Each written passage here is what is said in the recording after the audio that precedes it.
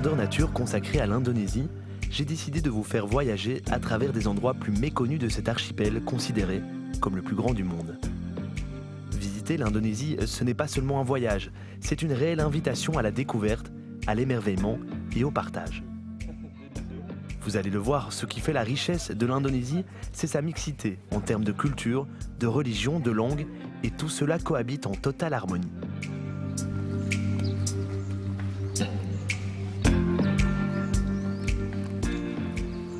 Durant cette évasion que nous allons partager ensemble, je vais vous emmener dans le petit village de pêcheurs de Jailolo, dans les Moluques du Nord, à l'extrême est de l'archipel indonésien. C'est là que Eko, un célèbre danseur javanais, a trouvé l'inspiration pour la réalisation de son dernier spectacle.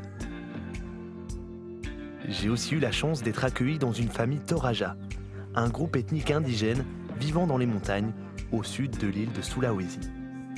En plus de leur hospitalité, j'ai pu découvrir leurs traditions et notamment leur rite funéraire très particulier. On terminera notre aventure par Bali, où j'ai vécu le quotidien d'une vraie famille traditionnelle hindoue. Et puis, qui dit Bali dit aussi le monde de la nuit. Retour sur la nouvelle nightlife balinaise en compagnie de Didier, un DJ français expatrié depuis maintenant quelques années.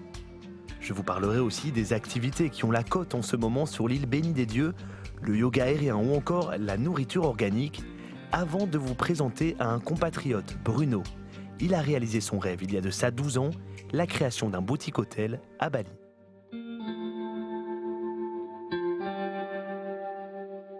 Le petit village de pêche de Jailolo se situe à l'extrême est de l'Indonésie, dans l'archipel des Moluques.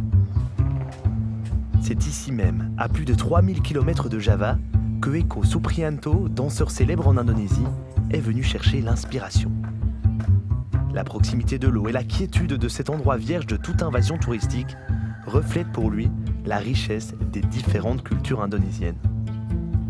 L'esprit, les valeurs véhiculées par Jailolo donne à Eko de nouvelles ambitions dans son art. Jadi sebetulnya antara silat, saya belajar silat sejak kecil dan juga cakalele sangat dekat. Artinya begini, secara spirit, secara energi, secara repertoar tarinya hampir mendekati.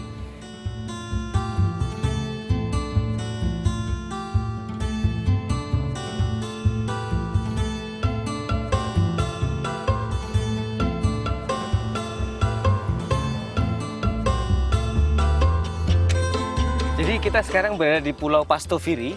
Ini pulau yang paling sangat istimewa buat Jailolo karena memang awal saya diving di sini juga. Kenapa kita ke sini? Karena ini salah satu spot diving yang sangat luar biasa. Terumbu karangnya bagus, hiunya banyak, ikannya banyak. Dan salah satu alasan kenapa kita ke sini karena memang karya saya yang Salt ini memang bersumber dan terinspirasi dari diving.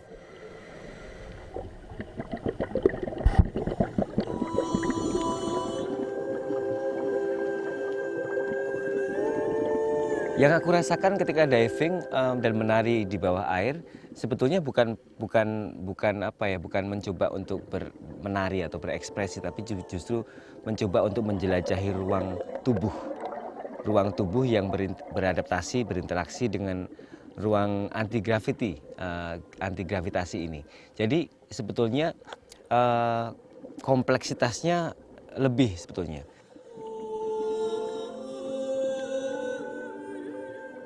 Itu yang saya gunakan untuk mencoba masuk ke dalam diri saya.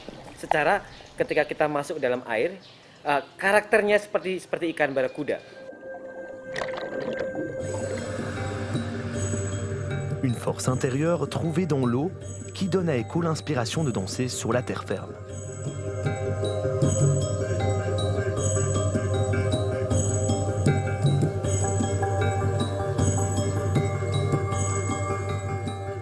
Antara kombinasi keduanya yang semuanya sangat berkaitan dengan trans, dengan kalau di Jawa itu kayak endadi gitu. Jadi spirit trans, dan saya mungkin tidak akan merasakan apa-apa gitu. Saya tidak akan merasakan seperti itu, tapi mencoba untuk mengembalikan pada memori masa lalu dan masa sekarang yang ketika saya bertemu dengan barakuda, karakter barakuda, ikannya itu seperti siap menyerang gitu.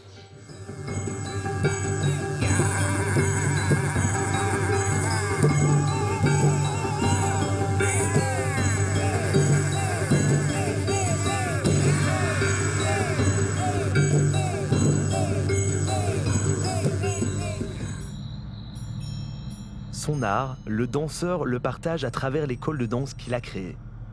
Le but n'est pas uniquement la transmission de son savoir, c'est aussi une manière pour les jeunes d'en apprendre sur eux-mêmes.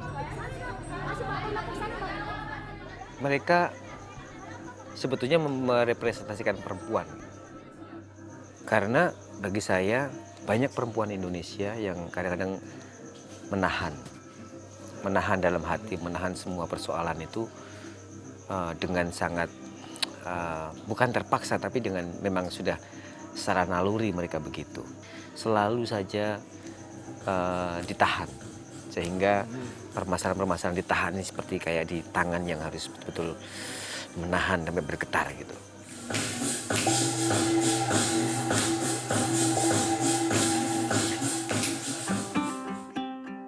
Je prends congé du danseur javanais pour me rendre sur l'île voisine, Ternate.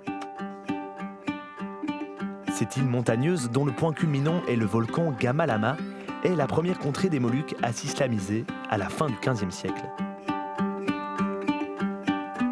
Pour rappel, l'Indonésie compte à l'heure actuelle 265 millions d'habitants et est le premier pays à majorité musulmane du monde.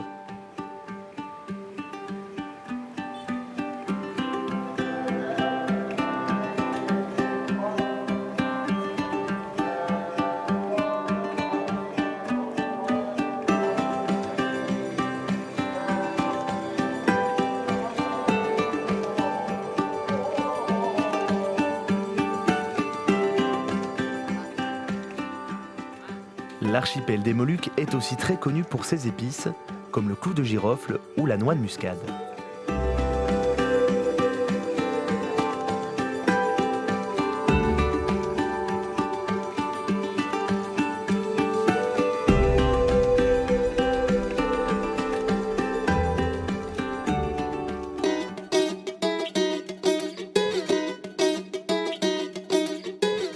Après avoir passé quelques jours dans l'est de l'archipel indonésien, cap sur l'ouest, à la rencontre du peuple Toraja. Célèbres pour leur maison avec un toit en forme de corne de buffle, les Toraja vivent dans les montagnes au sud de l'île de Sulawesi. À propos de buffle, l'animal occupe une place très importante ici. On y retrouve même le plus gros marché aux buffles du monde.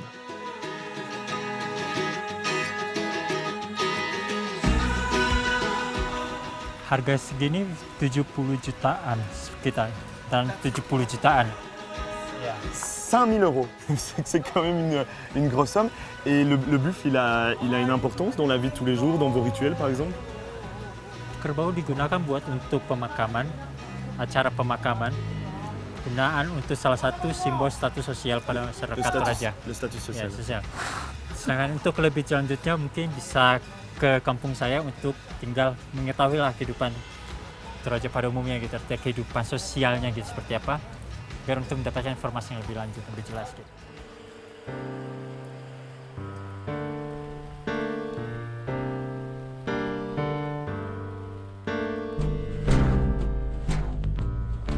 Elbi décide de m'emmener rencontrer sa famille, son grand-père Nedewa et Mama Achung, sa tante. C'est un honneur pour moi de pénétrer dans ce village empli d'humanité.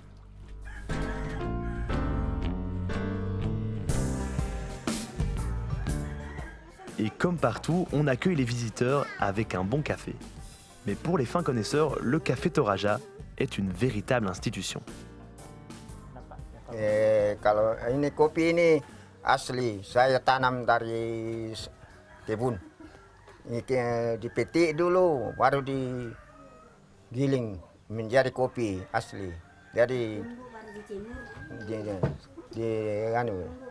kami ambil dari pohonnya ini, kopi ini.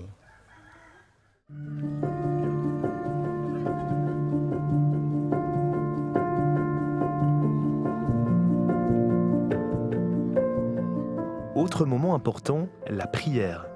Malgré l'islamisation de la région, la plus grande partie de la population est chrétienne. Ou alors adepte de la religion traditionnelle appelée Aluk, qui signifie la voie, le chemin. Yesus Kristus, kami berdoa kepada Bapa di surga. Amin. Agama saya dulu agama sama dengan agama Hindu, agama Toraja. Kalau Todolo toh saya anut. Baru-baru 1 tahun saya masuk agama Kristen. Bantu saya baru saya masuk agama Kristen.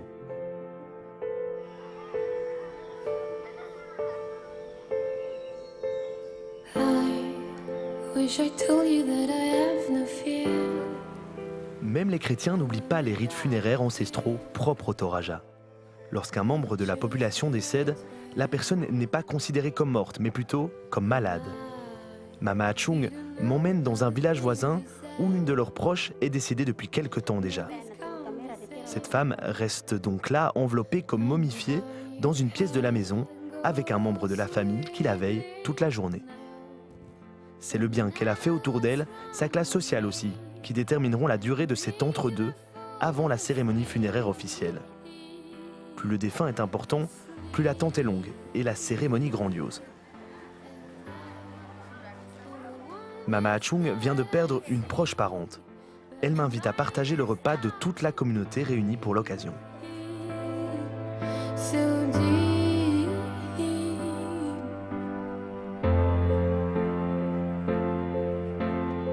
Ce ne sont pas que des moments de tristesse, c'est aussi l'instant où tout le monde se réunit et évoque les bons souvenirs vécus ensemble.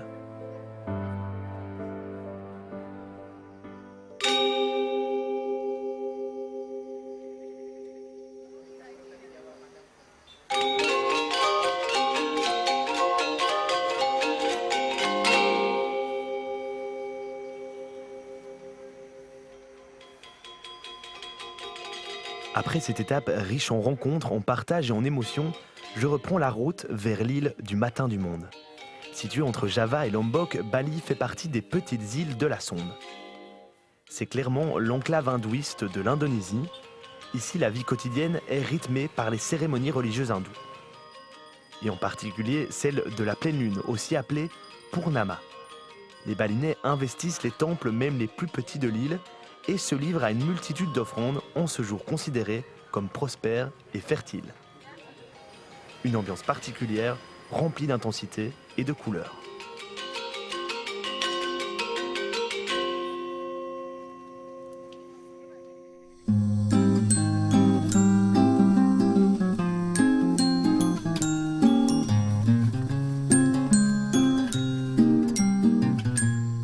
Je suis invité à passer quelques jours chez Wayan et sa famille, des Balinais qui vivent du côté d'Ubud, au regard des traditions.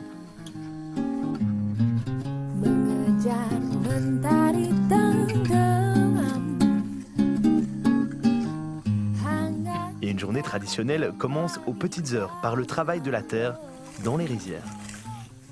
Ya, untuk padi kita punya musim nanti kalau sudah musim hujan, semua petani di Bali itu punya kalender masing-masing untuk menanam padi. Ya, biasanya kalau musim hujan itu mulai dari menanam padi sampai panen itu 4 bulan.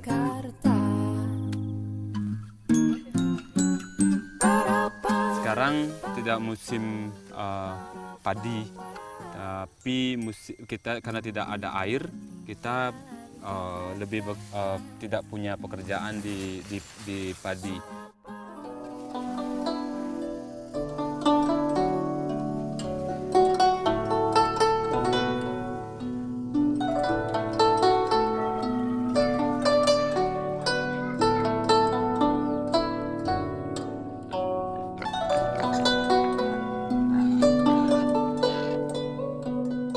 Les Balinais traditionnels vivent en famille élargie, avec parents, cousins, grands-parents. Chacun œuvre pour la bonne harmonie de la maison, sans négliger les petits travaux à effectuer pour entretenir un bon voisinage.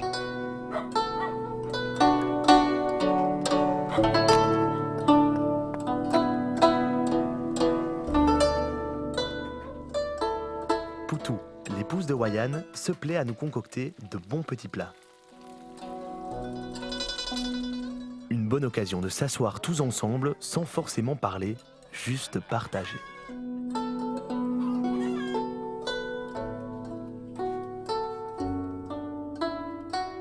Un autre moment de partage, c'est la réalisation de cerfs-volants. Le cerf-volant occupe une place importante à Bali. Synonyme d'évasion, de liberté, il est aussi une manière de s'attirer les faveurs des dieux, car la religion hindouiste se veut très prenante, elle rythme la vie des Balinais.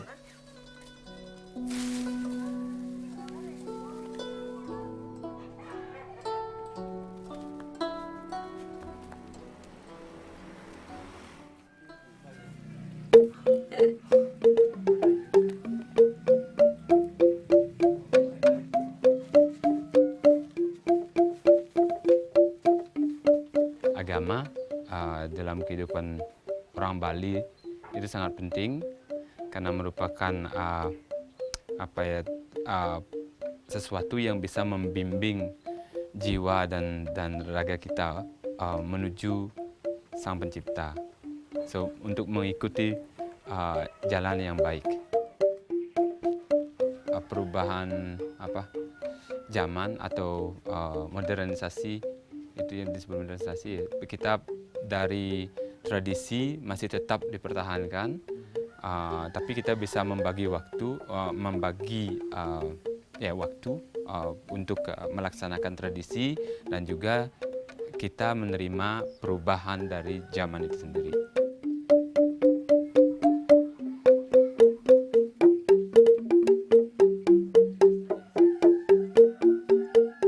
Untuk semua aktivitas yang kita lakukan yang berhubungan dengan agama, adat, itu bukan sekedar adat istiadat, tapi kita percaya terhadap Tuhan.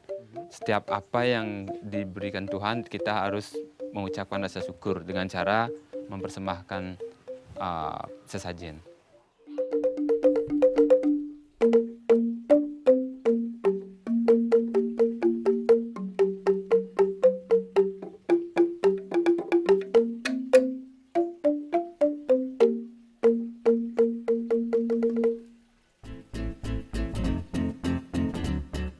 C'est de ce Bali traditionnel que Bruno Beguin, un compatriote, est tombé amoureux il y a plus de 10 ans. Il a fait le choix en 2005 de s'y installer et d'y vivre son rêve. C'est un choix de vie qui est assez exotique puisqu'on est à plus près de 12 000 km de Bruxelles. Et en fait, ça s'est passé en 2005. On était arrivé en voyage de noces l'année d'avant avec Lilka, mon épouse. On venait d'avoir un petit garçon qui s'appelait Mathis, il avait quelques mois. Et puis on est resté ici 3 semaines en voyage de noces et on est totalement tombé amoureux de l'île, des gens, des paysages, du style de vie aussi, puisqu'effectivement ça n'a plus rien à voir avec l'Europe. Et l'idée a germé doucement finalement de tout quitter pour venir s'installer au bout du monde et de tenter une aventure assez originale à l'époque, qui était d'ouvrir notre petit boutique hôtel à l'image du Bali qu'on avait aimé.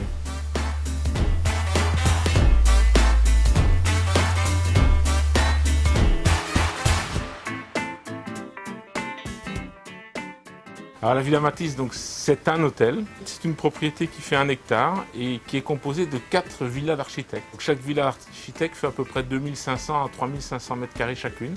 Elles sont accolées l'une à l'autre, il n'y a pas de mur, donc on passe à travers des petits jardins, des petits sentiers. On a 4 piscines, une par propriété. La propriété comporte 18 chambres au total, donc c'est comme un hôtel, on prend une chambre et puis on peut aller se balader dans toute la propriété, passer d'une piscine à l'autre, aller déjeuner dans une des villas et puis revenir au bar, au spa. Puisqu'on avait cette envie de proposer à la fois une architecture et aussi une approche de l'hôtellerie qui est assez différente et qui correspond à ce que nous on recherchait finalement en partant en voyage.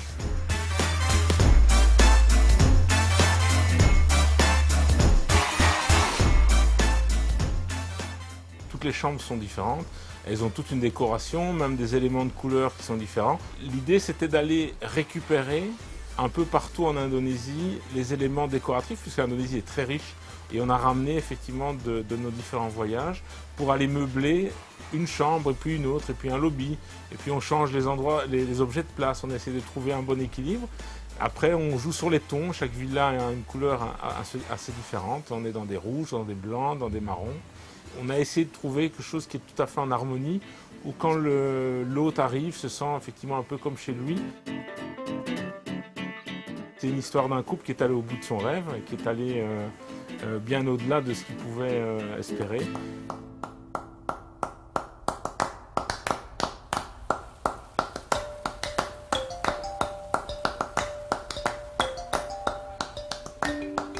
Aller bien au-delà de ce que l'on peut espérer, c'est un peu la philosophie qui souffle sur l'île des dieux. Être en harmonie avec soi-même, avec son corps, fait partie des idéaux balinais. Et cela peut passer par le yoga aérien, comme ici, du côté de Canggu. Many people doing yoga in Bali because of the environment, also because of the culture. As you know, that yoga is come from India, and then based on our culture or our religion that is Hindu. So we are in Bali learning a lot about Hindu, and we are learning also about the yoga.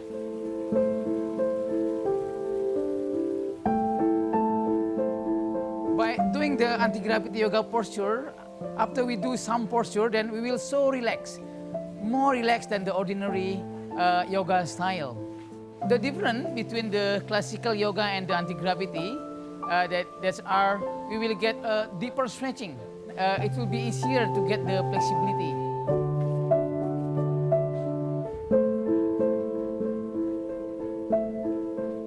This anti-gravity first is good for the brain because I work a lot.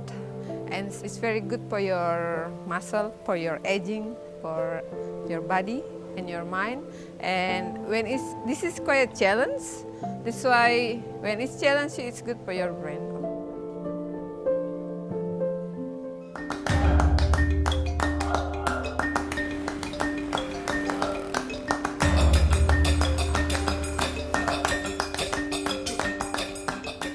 Prepare to eat organic food because what you eat is who you are and your food is your future. Since long time ago, you should take care of what you eat because maybe when you are 50 or 60 and you get sick, you're surprised because what is you put inside before.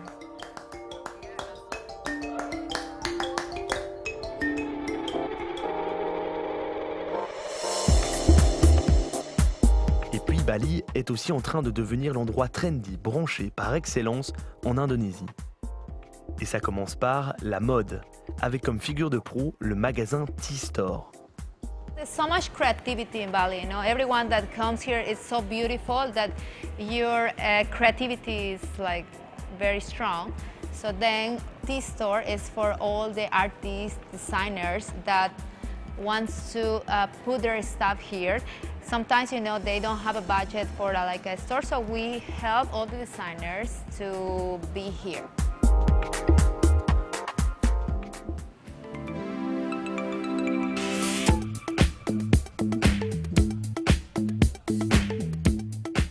On l'a bien compris, Bali est une île qui bouge. Et la nuit aussi. J'ai rendez-vous avec Didier Chekroun, un DJ français expatrié sur l'île depuis plusieurs années. C'est le compromis parfait ici. On peut faire tout ce qu'on veut, enfin, on est assez libre. On peut bosser, on peut s'amuser, on peut rencontrer des gens du monde entier, on peut faire plein de choses. C'est pas mal du tout, c'est une petite île mais très cosmopolite. Avec une évolution musicale qui lui vaut son statut de spot très prisé par les clubbeurs. Au début, il n'y avait que l'influence Jakarta, c'est-à-dire les gros tubes internationaux et la house vraiment très très commerciale. Petit à petit, il y a eu quelques personnes qui sont arrivées ici, qui ont commencé à porter un peu, prêcher la bonne parole, à porter un peu de la musique de qualité. Il y a quelques Indonésiens aussi qui se sont mis à écouter du coup de la meilleure musique, à la mixer. Et aujourd'hui, Bali, ça devient un endroit vraiment particulier au niveau de la musique parce que c'est l'endroit où on peut écouter en Asie de la musique underground influencée de Berlin, de l'Europe, de tout ce qui se joue dans les clubs un peu branchés underground en Europe.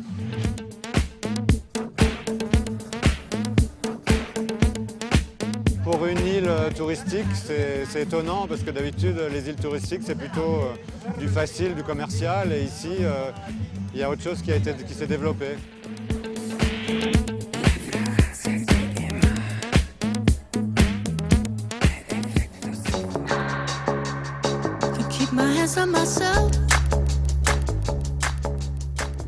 De la quiétude de Jailolo à la magie de Bali, en passant par la générosité des Toraja, l'Indonésie m'a pris par la main, m'a littéralement envoûté.